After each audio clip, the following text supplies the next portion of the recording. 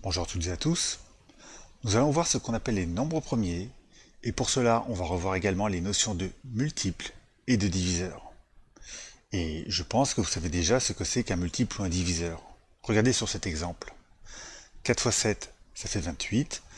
Donc, 28, c'est un multiple de 4 ou de 7. Mais ça veut aussi dire que 28 divisé par 7 est égal à 4, ou que 28 divisé par 4 est égal à 7.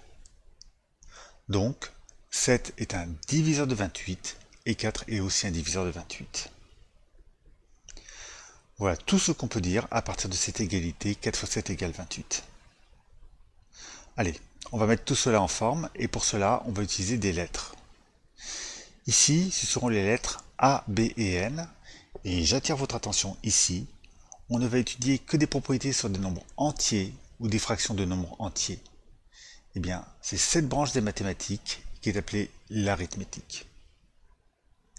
Voilà pour ce petit point de vocabulaire. Donc, pour en revenir à ce qu'on appelle un multiple, A est un multiple de B si A est égal à B fois un nombre entier. Et à l'inverse, B est un diviseur de A si A est un multiple de B. On peut aussi dire que B est un diviseur de A si le résultat de A divisé par B est un nombre entier. Voilà pour ces définitions de ce qu'on appelle le multiple d'un nombre, ou bien le diviseur d'un nombre, et je vous propose maintenant de mettre sur pause le temps de bien vous imprégner de ces deux définitions, et de rechercher la liste de tous les diviseurs de 28. Allez, on corrige.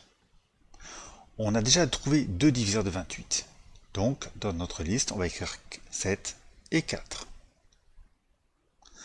Ensuite, dans un diviseur, il y en a deux qui marchent tout le temps. Il s'agit de 1 et du nombre 28 lui-même. Bah oui, on peut diviser n'importe quel nombre entier par 1, ça donnera toujours un nombre entier. Et puis on a 28, car 28 divisé par 28, ça fait 1.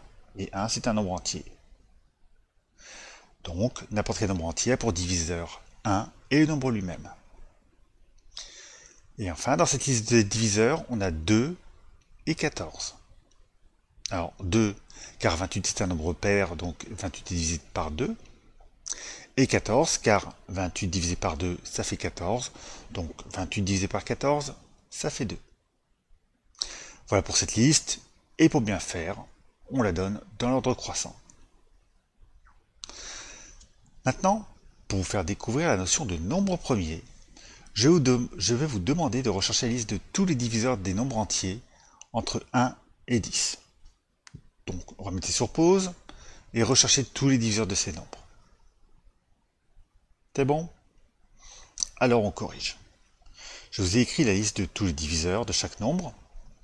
Donc vérifiez que vous n'en avez pas oublié. Alors, notamment pour 6, 8 et 10 qui ont 4 diviseurs chacun.